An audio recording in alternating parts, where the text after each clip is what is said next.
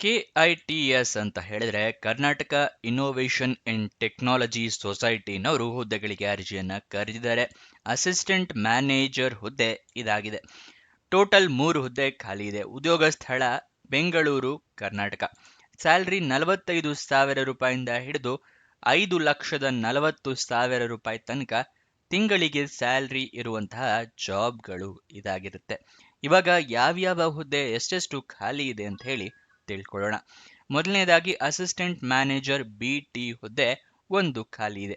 Assistant manager IT ಹುದ್ದೆ 1 ಖಾಲಿ ಇದೆ. ಅಸಿಸ್ಟೆಂಟ್ ಮ್ಯಾನೇಜರ್ ಹುದ್ದೆ 1 ಖಾಲಿ ಇದೆ. ಟೋಟಲ್ 3 ಹುದ್ದೆಗಳು. ನೆಕ್ಸ್ಟ್ ಯಾವ್ಯಾವ ಹುದ್ದೆಗೆ ಎಷ್ಟೆಷ್ಟು ಸ್ಯಾಲರಿ ಇದೆ ಅಂತ ಹೇಳಿ ತಿಳ್ಕೊಳ್ಳೋದಾದ್ರೆ, ಮೊದಲನೇದಾಗಿ ಅಸಿಸ್ಟೆಂಟ್ ಮ್ಯಾನೇಜರ್ BT ಹುದ್ದೆಗೆ ಸ್ಯಾಲ್ರಿ 45,000 ರೂಪಾಯಿಂದ ಹಿಡಿದು 5,40,000 ರೂಪಾಯಿ ತನಕ ಇರುತ್ತೆ. ನೆಕ್ಸ್ಟ್ ಅಸಿಸ್ಟೆಂಟ್ ಮ್ಯಾನೇಜರ್ IT ಹುದ್ದೆಗೂ ಕೂಡ ಸೇಮ್ 45,000 ರೂಪಾಯಿಂದ ಹಿಡಿದು 5,40,000 ರೂಪಾಯಿ ತನಕ ಸ್ಯಾಲ್ರಿ ಇರುತ್ತೆ. ಅಸಿಸ್ಟೆಂಟ್ ಮ್ಯಾನೇಜರ್ ಹುದ್ದೆಗೆ 45,000 ರೂಪಾಯಿ ತಿಂಗಳಿಗೆ ಸ್ಯಾಲ್ರಿ ಇರುತ್ತೆ. ಇದು ಯಾವ್ಯಾವ ಹುದ್ದೆಗೆ ಎಷ್ಟೆಷ್ಟು ಸ್ಯಾಲ್ರಿ ಇರುತ್ತೆ ಅನ್ನೋದರ ವಿವರ. ನೆಕ್ಸ್ಟ್ ಅರ್ಜಿ ಶುಲ್ಕ ಅಂದ್ರೆ ಅಪ್ಲಿಕೇಶನ್ ಫೀಸ್ ಎಷ್ಟಿರುತ್ತೆ ಅಂತ ಹೇಳಿ ತಿಳ್ಕೊಳ್ಳೋದಾದ್ರೆ, ಯಾವುದೇ ರೀತಿಯ ಅರ್ಜಿ ಶುಲ್ಕ ಇರೋದಿಲ್ಲ. ಉಚಿತವಾಗಿ ಎಲ್ಲರೂ ಕೂಡ ಅರ್ಜಿಯನ್ನ ಹಾಕೋಬಹುದು. ನೆಕ್ಸ್ಟ್ ಸೆಲೆಕ್ಷನ್ ಪ್ರೋಸೆಸ್ನ ವಿವರ ತಿಳ್ಕೊಳ್ಳೋದಾದ್ರೆ, ಯಾವುದೇ ರೀತಿಯ ಪರೀಕ್ಷೆ ಕೂಡ ಇಲ್ಲ. ನಿಮಗೆ ಜಸ್ಟ್ ಇಂಟರ್ವ್ಯೂ ಇರುತ್ತೆ. ಅದನ್ನ ಪಾಸ್ ಮಾಡಿದ್ರೆ ಸಾಕು, ನಿಮಗೆ ಜಾಬ್ ಸಿಗುತ್ತೆ. ಅಂದ್ರೆ ನೀವು ಅಪ್ಲಿಕೇಶನ್ನ ಹಾಕಬೇಕು, ಅದನ್ನ ಶಾರ್ಟ್ ಲಿಸ್ಟ್ ಮಾಡಿ ನಿಮ್ಮನ್ನ ಇಂಟರ್ವ್ಯೂ ಅಂದ್ರೆ ಸಂದರ್ಶನಕ್ಕೆ ಕರೀತಾರೆ. ಇದಿಷ್ಟೇ ಸೆಲೆಕ್ಷನ್ ಪ್ರೋಸೆಸ್. ನೆಕ್ಸ್ಟ್ ನೀವು ಅರ್ಜಿಯನ್ನ ಹೇಗೆ ಹಾಕೋಬೇಕು ಅಂತ ಹೇಳಿದ್ರೆ, ಆನ್ಲೈನ್ ಮುಖಾಂತರ ಅರ್ಜಿಯನ್ನ ಹಾಕೋಬೇಕಾಗುತ್ತೆ. ಆನ್ಲೈನ್ ಮುಖಾಂತರ ಅರ್ಜಿ ಹಾಕೊಳ್ಳೋಕ್ಕೂ ಮುಂಚೆ ನೋಟಿಫಿಕೇಶನ್ನ ಸಂಪೂರ್ಣವಾಗಿ ಓದ್ಕೊಳ್ಳಿ. ಏನೇನು ಎಲಿಜಿಬಿಲಿಟಿ ಕ್ರೈಟೀರಿಯಾ ಇದೆ ಅಂತ ತಿಳ್ಕೊಂಡ ನಂತರ ಅರ್ಜಿಯನ್ನ ಹಾಕೊಳ್ಳಿ. ಈ ನೋಟಿಫಿಕೇಶನ್ ಡೌನ್ಲೋಡ್ ಮಾಡ್ಕೊಳ್ಳೋದು ಮತ್ತೆ ಆನ್ಲೈನ್ ಅಪ್ಲಿಕೇಶನ್ ಲಿಂಕ್ ಎರಡನ್ನೂ ಕೂಡ ನಿಮಗೆ ತಿಳಿಸ್ಕೊಡ್ತೀವಿ ಇದೇ ವಿಡಿಯೋದಲ್ಲಿ. ನೆಕ್ಸ್ಟ್ ನೀವು ಅರ್ಜಿಯಲ್ಲಿ ನಿಮ್ಮ ಇಮೇಲ್ ID ಮೊಬೈಲ್ ನಂಬರ್ನ ಕರೆಕ್ಟಾಗಿ ಮೆನ್ಷನ್ ಮಾಡಿ. ನಿಮಗೇನಾದರೂ ಇಂಟರ್ವ್ಯೂಗೆ ಕರೆಯೋದಾದ್ರೆ ಅವರು ಇಮೇಲ್ ಅಥವಾ SMS ಮುಖಾಂತರ ತಿಳಿಸ್ತಾರೆ. ಮತ್ತೆ ಜಾಬ್ ಸಿಕ್ಕರೂ ಅಷ್ಟೇ ಇಮೇಲ್ ಅಥವಾ SMS ಮುಖಾಂತರ ತಿಳಿಸ್ಕೊಡ್ತಾರೆ. ನೆಕ್ಸ್ಟು ಯಾವ್ಯಾವ ಡಾಕ್ಯುಮೆಂಟ್ಸ್ನ ರೆಡಿ ಇಟ್ಕೋಬೇಕು ಅಂತ ಹೇಳ್ತಾ ಇದ್ದೀನಿ. ಮೊದಲನೇದಾಗಿ ID ಪ್ರೂಫ್ ಬೇಕಾಗುತ್ತೆ. ಎರಡನೇದಾಗಿ ಏಜ್ ಪ್ರೂಫಿಗೆ SLC ಮಾರ್ಕ್ಸ್ ಕಾರ್ಡ್ ಅಥವಾ date of birth certificate. Education ಕ್ವಾಲಿಫಿಕೇಷನ್ಗೆ ನಿಮ್ಮ ಮಾರ್ಕ್ಸ್ ಕಾರ್ಡು ಸರ್ಟಿಫಿಕೇಟ್ಸು ಎಲ್ಲ ಬೇಕಾಗುತ್ತೆ. ನಿಮ್ಮ ರೆಸ್ಯೂಮೆ ಮತ್ತು ಎಕ್ಸ್ಪೀರಿಯನ್ಸ್ ಇದ್ದರೆ ಎಕ್ಸ್ಪೀರಿಯನ್ಸ್ ಸರ್ಟಿಫಿಕೇಟ್, ಇದಿಷ್ಟನ್ನು ರೆಡಿ ಇಟ್ಕೊಳ್ಳಿ. ಅದಾದ ನಂತರ ಅಪ್ಲಿಕೇಶನ್ನ ಫಿಲಪ್ ಮಾಡಿದ ಮೇಲೆ ಅಪ್ಲಿಕೇಶನ್ ಡೀಟೇಲ್ಸ್ ಎಲ್ಲ ಕರೆಕ್ಟ್ ಆಗಿದೆಯಾ ಅಂತ ಚೆಕ್ ಮಾಡ್ಕೊಳ್ಳಿ. ಅದಾದ ನಂತರನೇ ಅಪ್ಲಿಕೇಶನ್ನ ಸಬ್ಮಿಟ್ ಮಾಡಿ. ನೆಕ್ಸ್ಟು ಅಪ್ಲಿಕೇಶನ್ ಸಬ್ಮಿಟ್ ಮಾಡಿ ಆದಮೇಲೆ ಅಪ್ಲಿಕೇಶನ್ ನಂಬರ್ ಅಥವಾ ರಿಕ್ವೆಸ್ಟ್ ನಂಬರ್ ಏನಾದರೂ ಬಂದರೆ ಅದನ್ನು ಬರೆದಿಟ್ಕೊಳ್ಳಿ. ನಿಮ್ಮ ಫ್ಯೂಚರ್ ರೆಫರೆನ್ಸ್ಗೆ ಅದು ಬೇಕಾಗುತ್ತೆ. ಅಪ್ಲಿಕೇಶನ್ ಸ್ಟೇಟಸ್ ಏನಾರ ನೋಡಬೇಕು ಅಂತ ಹೇಳಿದ್ರೆ ಅದು ಬೇಕಾಗುತ್ತೆ. ಅದಕ್ಕೋಸ್ಕರ ಅದನ್ನು ರೆಡಿ ಇಟ್ಕೊಂಡು.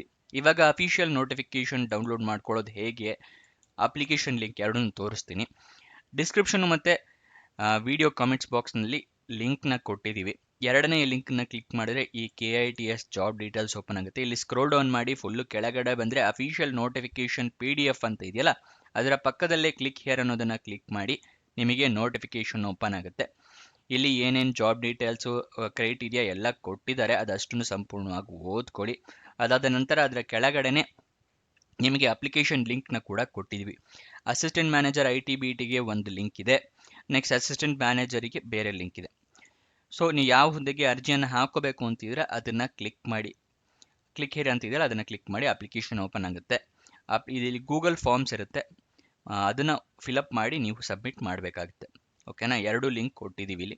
ಈ ನೋಟಿಫಿಕೇಶನಲ್ಲಿ ಕೂಡ ಇಲ್ಲಿದೆ ನೋಡಿ, ಈ ಫಾರ್ಮ್ಸ್ನ ಲಿಂಕ್ ಇದೆ. ಇಲ್ಲಿಂದ ಕೂಡ ನೀವು ಅಂದರೆ ಇದು ಲಿಂಕ್ ಇಲ್ಲಿನ ಕ್ಲಿಕ್ ಮಾಡೋದಕ್ಕಾಗೋದಿಲ್ಲ ನೋಟಿಫಿಕೇಶನಲ್ಲಿ, ಅದಕ್ಕೋಸ್ಕರ ನಿಮಗೆ ಸಪ್ರೇಟಾಗಿ ಲಿಂಕ್ನ ಕೊಟ್ಟಿದ್ದೀವಿ.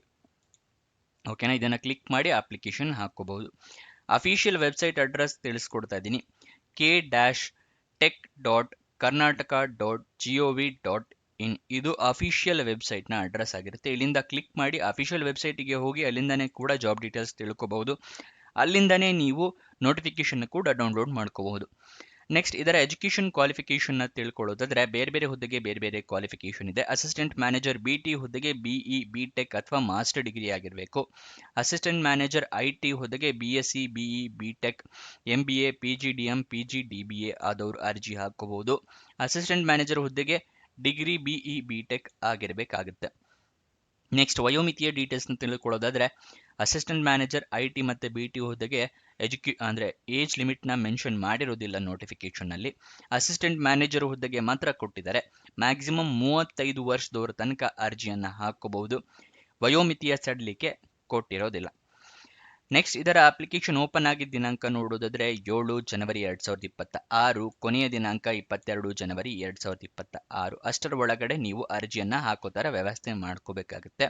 ಇದಿಷ್ಟು ಈ ಜಾಬ್ನ ವಿವರ. ನಿಮಗೇನೇ ಡೌಟ್ಸ್ ಅಥವಾ ಕ್ವಶನ್ಸ್ ಇದ್ರೂ ಕಮೆಂಟ್ ಬಾಕ್ಸ್ನಲ್ಲಿ ಕಮೆಂಟ್ ಮಾಡಿ, ನಾವು ಉತ್ತರ ಕೊಡೋದಕ್ಕೆ ಪ್ರಯತ್ನ ಮಾಡ್ತೀವಿ.